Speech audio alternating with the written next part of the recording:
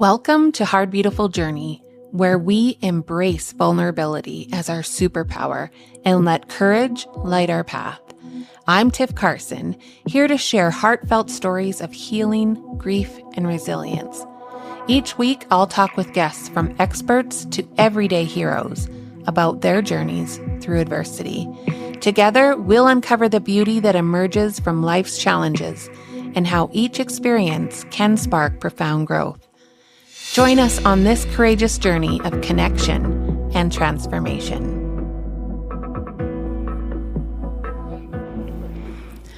Hello, everyone. Welcome back to Hard Beautiful Journey. Have you ever had to watch someone you love fight a battle that they never signed up for? Have you ever stood by helpless, wishing that you could trade places with them, wishing that you could take away their pain? And then when they're gone, what did you do with the weight of their absence? Did it crush you, or did you find a way to carry it forward? Denise Clanin knows these questions intimately. She lost her brother to a rare medical condition. His life, his struggles, and his strength shaped her in ways that she never expected. But grief doesn't come with a roadmap. It leaves you stranded in a world that keeps moving, even when yours has come to a stop. So, Denise did what many of us don't think to do. She wrote her way through it. And what started as a way to process her own loss became something much, much bigger. Her novel, Among the Stars, weaves together mystery, love, and redemption, reflecting the very journey she's been on herself, a journey of learning how to live with grief without letting it define her. And I know this journey all too well. Losing my brother changed me in ways that I am still uncovering, and I've spent years finding my own path through this heartbreak. But grief is deeply personal, and no two people walk through it the same way. So today, I want to know, how did Denise navigate it? How did she take something so painful and transform it into something that heals, not just herself, but others? And what does storytelling give us that real life sometimes can't? Denise Clanin is here to share her story. And trust me, you're going to want to hear it. So let's dive in. Hello, Denise. How are you? I'm doing well. Thank you for having me on your podcast. I am looking forward to this conversation. I didn't tell you this yet, but I am reading your book right now, and I am thoroughly enjoying it. I love a good mystery, and a mystery that has romance in it too is just exactly the kind of book that I love reading. So I'm about halfway through, so don't give me anything. I want to know how it ends, all right? Oh, yeah, no problem. So let's get to the beginning of this journey with your grief. I want to honor your brother today. And I would love if you would tell me and my audience about him and who he was, what he loved, and what it was like growing up together. And when you lost him, how did that moment change everything for you? So, first of all, my brother and I, he was 2 years older than I was. We were very close growing up. We went on several family vacations together. His friends were essentially older brothers, or additional older brothers, and they were very close family friends. And we did a lot together with them and their families. And my brother never had a mean bone in his body. He was kind to everyone he encountered. He had a very contagious sense of humor, and he just was very much the life of the party. He had this positive energy that you just wanted to emulate when you were around him. And Mhm. so we rarely had any sibling rivalry or any conflict. It was just a very, very positive experience with him growing Yeah. up. What Uh, was his name? his name was Garrett. So what was it like living with your brother who had this really serious condition? So he was diagnosed when he was 11 years old. The disorder, it's actually called NF2, neurofibromatosis type 2. It's a condition where tumors grow throughout the body and there's currently no cure for it. It can invade different nerves, especially the acoustic nerve. And that is when my brother did lose his ability to hear. and eventually over the years also lost his ability to speak and had impaired vision. So it was a gradual process. It wasn't just a onset immediately after diagnosis. He had probably about a decade of time where he still had those abilities, but over the course of his life, he did eventually lose those abilities. And Mhm. it was hard to see him going through that because he had a very normal childhood. He could hear, he could speak. He definitely liked to sing. So definitely liked to use his vocal cords. So um, and always loved music. That was one of his biggest passions. And so having to watch him lose or those abilities was very debilitating for him. And so just over those years, that was when I guess my family and we had to kind of lean on each other and our faith to get us through those really dark times in Mhm. the last decade of his life. Mhm. How old was he when he passed away? He was 29, almost 30. Oh, okay. And so it was when he was about 11 years old that there was this change starting to happen, and so you had 11 years with him of experiencing normal childhood, memories with him, right? Yeah, he had a little bit of, I guess, learning disabilities. He had a ADHD, so he did Mhm. have a little bit of special attention, but he had a relatively normal childhood. It wasn't really until the diagnosis when we knew that his life was going to be very different in the future. Mhm. And so Mhm. that was why my parents were very proactive in having or planning family vacations together so we could enjoy like those positive moments while they lasted. Because we didn't, at that time, we didn't know how long he would be with us. Mhm. It could be a matter of like a few years, it could be a few decades. And so we just wanted to take advantage of the time that we did have with him. Mhm.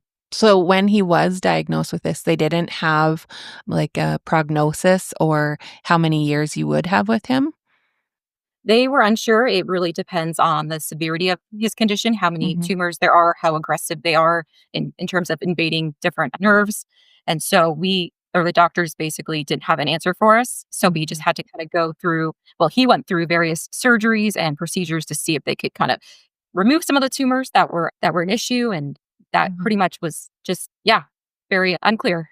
Mhm. That's the one thing that I talk about in my book with the loss of my brother is the anticipatory grief that I experienced with him, just having a feeling that I knew that he was going to pass away, and it was just a matter of time.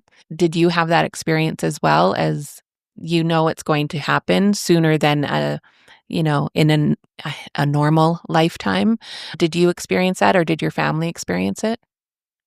Yeah, we didn't talk about it, but we knew that we had no certainty of how long he would be with us. We just tried to take advantage of the time that we did have, but it was disheartening, especially as he started having more serious complications and losing his ability to hear and eventually speak. Mhm. And that time we never knew if especially with surgery because surgeries are very risky and there's no such thing as a simple surgery. So you just Mhm. kind of have to go in one day at a time with that. Yeah. So when you did lose him, how did that moment change everything for you? So I Or think did at it? that it definitely did change things, especially just the dynamic with my parents, because at that time, or just before he passed, they essentially put all their hobbies and activities aside to be his full-time caregiver. Mhm. Because at that point, it was very challenging for him to move. He couldn't speak and couldn't hear, and he was in chronic pain. So my parents very much needed to be the full-time nurses and caregivers that he needed. And that was their role for at least, I think, 5 or 6 years, and then after he passed, my parents I know it was a big adjustment for them because then they were having to figure out what they're going to do next, because that was their full-time role, and then that I could definitely see the challenge for them. And for me, even though I was not his caregiver, but even just witnessing that secondhand, it was a challenge for me as well with adjusting to a new normal. Mhm. Absolutely. So, grief definitely has a way of making us feel isolated, and it can feel like no one else really understands what we're going through. In those early days of loss and losing your brother, what did you do? to comfort yourself? And was there a moment when you realized that healing from this wasn't about moving on, but about carrying your brother's memory forward with you? Yeah, so I definitely appreciated having those family friends as support. We've had just, we were very blessed to have a good support system of different family members and friends who have been there throughout the years. And we even had set up I guess, an annual charity event where basically we had run a race to raise funds for the charity that called the Children's Tumor Foundation that basically raises funds to find a cure for this disorder. Mhm. And so we've had several friends and family who've participated in this race. It's a 5K every year. And it was just amazing to see that turnout of love and support from these people in our lives. And Mhm. so very thankful for them. And I've also just I've been able to also look back now, just looking at photos and videos and just different pieces of or different memories, remembering just the positive legacy that brother left behind that I can always, it just brings a smile to my face anytime I look at a photo of us when we were children um, or even when we're older, just on our family vacations. And so I've always thought the power of like nostalgia and memories can also provide a kind of a way to heal with grieving.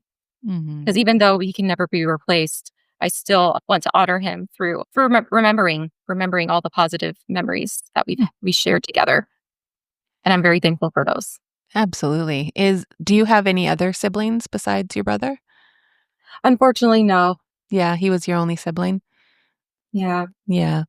So many people struggle to put their pain into words, but you turned to storytelling, much like I did. And in doing so, you found a way to process your grief. And was there a moment when you were writing Among the Stars that shifted from something personal to something you realized could help other people besides you? I think definitely looking back at my writing journey, I saw parallels with the main character, Natalie, in the book to my journey with loss. In the book, she loses her father. I lost my brother. So even though it's not the exact same dynamic with the family member that we've lost, the journey that we've had to go through, where we've had to allow ourselves to grieve and to kind of accept that there's going to be a new normal, that it's okay to feel these intense emotions of sadness and sometimes anger, to be honest. Like during the grieving journey, there's a, I guess, a variety of different emotions that I've faced, and those are completely okay. And I've had to come to terms with that, and I can accept that I'm not always on my A game, and that's completely okay. Mhm. And so I find myself kind of in that, I guess, with Natalie's journey, that mine, I can also, yeah, I can also relate to how what she went through throughout the course of the story. Mhm. So my writing was a memoir, and yours is fiction. And fiction often allows us to explore truths that are too hard to face head on.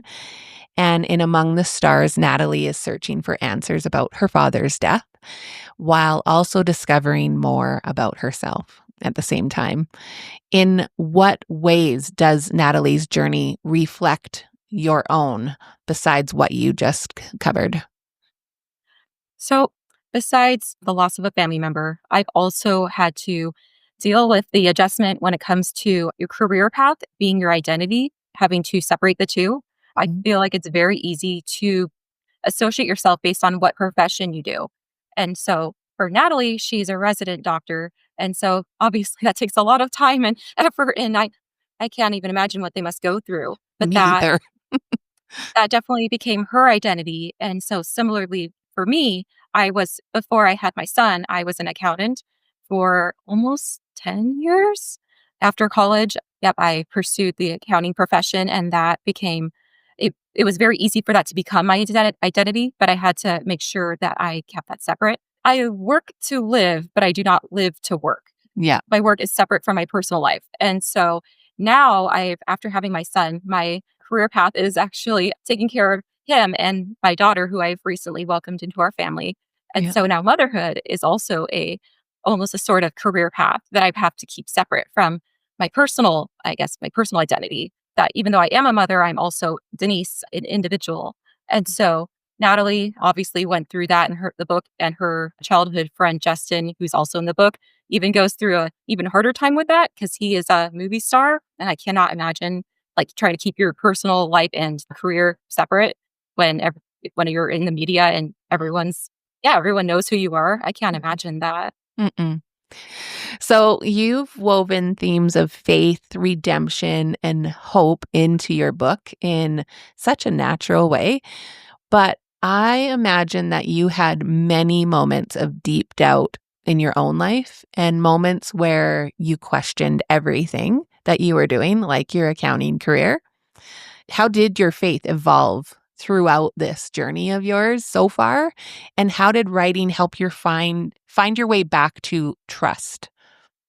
So, definitely throughout my life, my parents have always had a strong Christian faith that they've shared with my brother and me. And so that is something with prayer and just and having and trusting that God has a greater plan even beyond what I can see. It's always giving me hope, even in the darkest of circumstances. That it Mhm, especially was true when my brother was going through all those medical complications and we didn't know how long he would be with us. And that's when I leaned heavily on prayer and just accepting that I'm not going to have all the answers. And a lot of it is just trust. And mm, even if I can't see how it's going to work out, like or if my future is going to work out, that in the end, this hardship that my brother went through is that something good will come out of it, even though the hardship itself is not good by any means. But there is something beneficial that will result out of this. But I can't see it. And it may not even happen in my lifetime. And so that is something I've had to hold on to throughout those really challenging times. mhm, And and I know now, like looking back, that because of what I went through with him and well, with watching him go through all that suffering, that has actually made me stronger as a person and where I can kind of empathize with people who have lost someone or are dealing with a chronic illness themselves after what I've gone through with my brother. And then I've been able to use those experiences and adapting it into a book or using the similar examples to a book, because obviously the book is fiction, but mhm, kind of mhm, but using what I've learned moving forward to kind of orchestrate a book that touches on deeper themes and makes you begin to think and wonder mhm, and giving you hope for the future, even when you may not like where you are right now. And mhm, so, even though it was very challenging going through those times, and I was definitely not enjoying that, I can be appreciative of how much I've grown throughout it and how it's shaped my writing in the long mhm, run. mhm. One of the most powerful themes out of your book is forgiveness. And forgiveness isn't just about other people, it's often about making peace with ourselves as well. Did you ever struggle with forgiving how life took place for your brother and how it took him sooner than you would have liked and your parents would have liked? And what did it take for you to move from that maybe anger or not understanding to accepting? So definitely in the beginning, I would say that was, or I mean, the beginning after the first year or so after he passed, there was definitely that. I guess for me, a bit of anger that he was taken from us too soon, that he didn't even live to his 30th birthday, Mm, and and at that time, it was hard when some of our family and friends who were there for the funeral and they're like the beginning stages of his passing, they kind of moved on to their life. I guess it's definitely makes sense. We don't expect them to hang around. So I'm not upset at them, mm, but just kind of the frustration that our life is not going back to normal and that my brother's no longer with us. And he felt like it did feel like he was taken too soon. There was definitely those feelings of anger that I experienced. But looking back, I've definitely been able to forgive myself because sometimes I feel like we can be our harshest critic. mm, I definitely know I've struggled with forgiving myself when I felt like I made a mistake and I've seen the effects on somebody else where it might have hurt them. mhm, But it actually is freeing to be able to forgive ourselves and letting go of that guilt. And that actually is a theme I kind of dive into in my book. And that's something I've had to learn, and it's because we're not perfect, we're humans, and on it and one of the I guess, one of the quotes I've heard is that we're works in progress till the day we die, so we always have improvement, but that's okay. We just take it day by day and just allow ourselves the grace that we give other people. And so I definitely am willing to forgive myself and definitely forgive any of like my family or friends where we might, well, especially my husband. If we ever have conflict, I definitely want to forgive because that honestly sets me free. And I just want reconciliation at the end of the day. Mhm.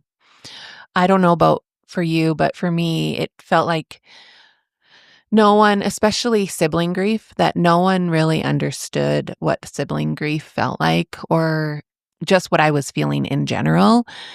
But something definitely powerful happens when we share our story and we share our grief. Can you recall a moment when someone reached out to you and told you that your writing had helped them? And what did that mean to you?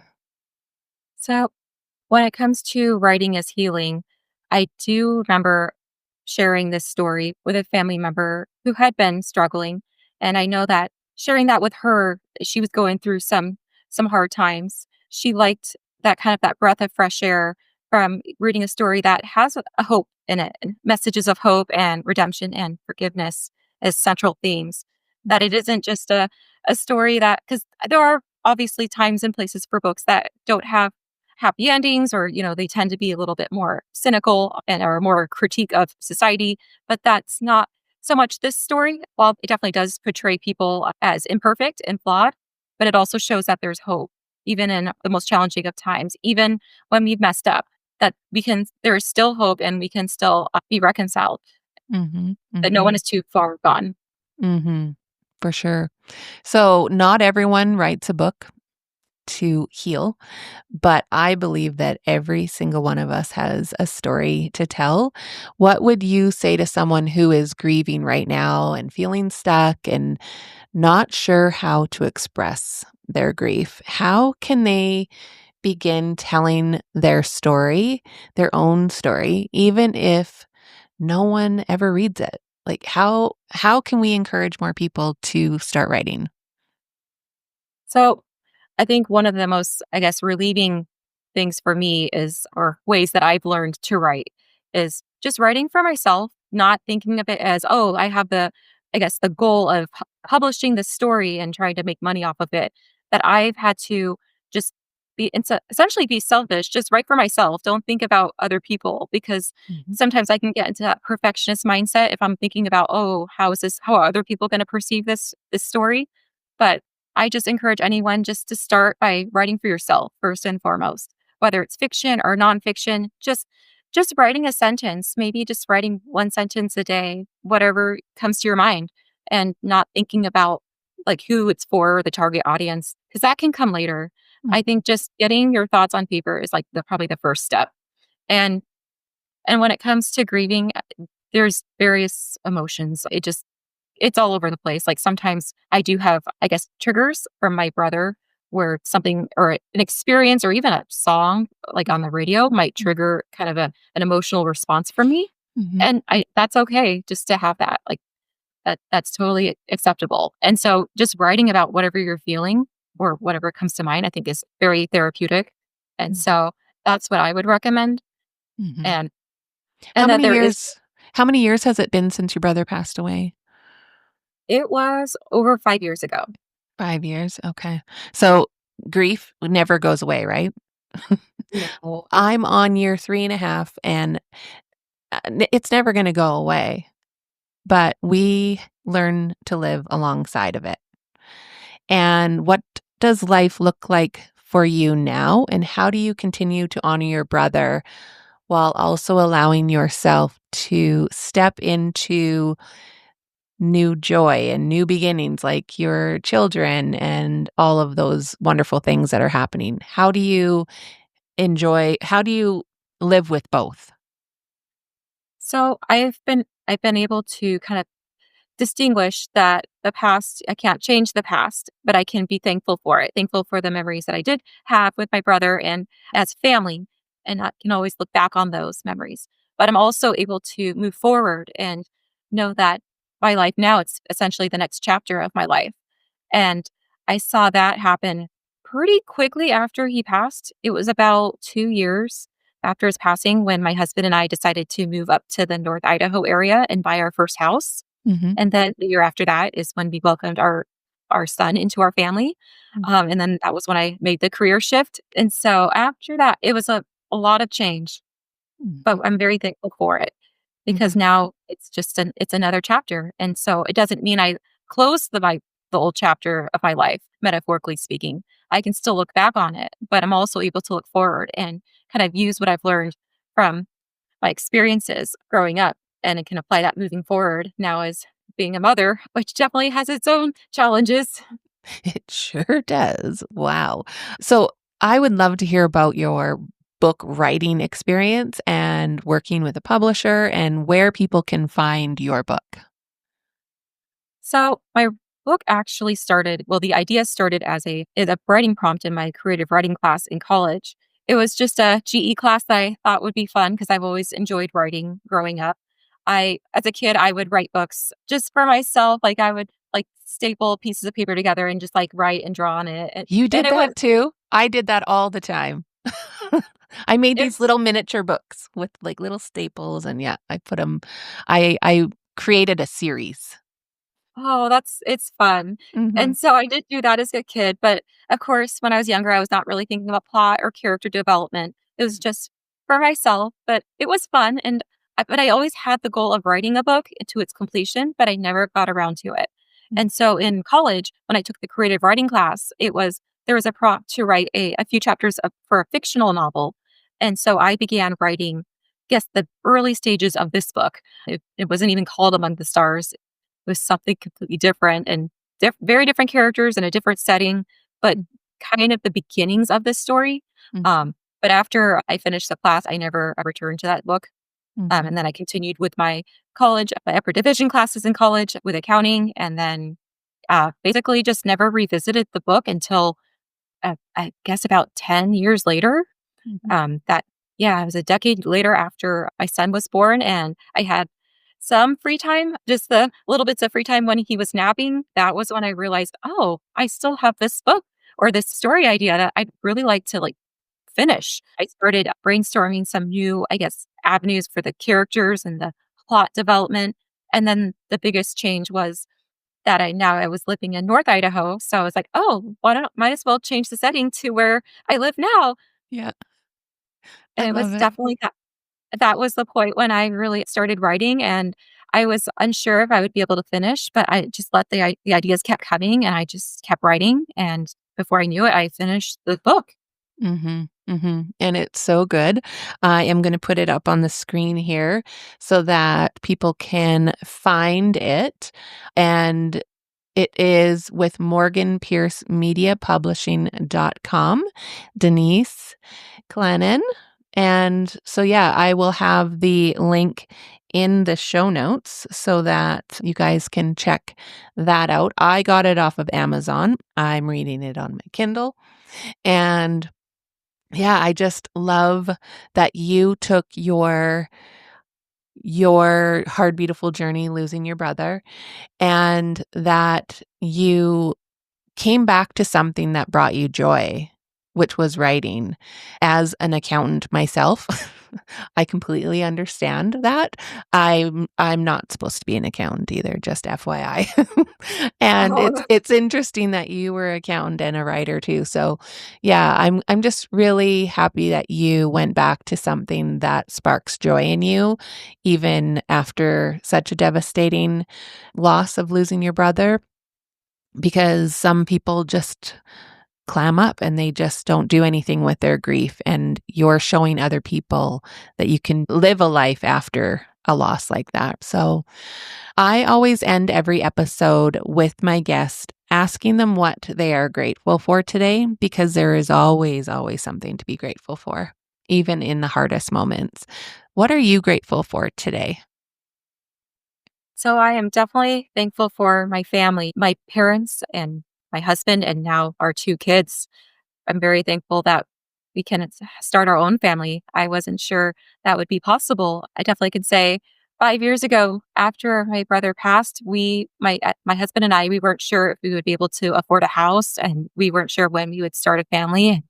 And well, I guess very thankfully, we were able to just kind of trusting in God and praying about it. We eventually found a house and were able to move to a beautiful part of the country and start our family here. And now just we're it's amazing just to see how far we've come, and even in just those 5 years.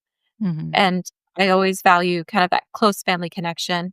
And so we want to continue to instill those values with our kids and when they get older and we can have our own family memories like vacations and other other fun experiences together.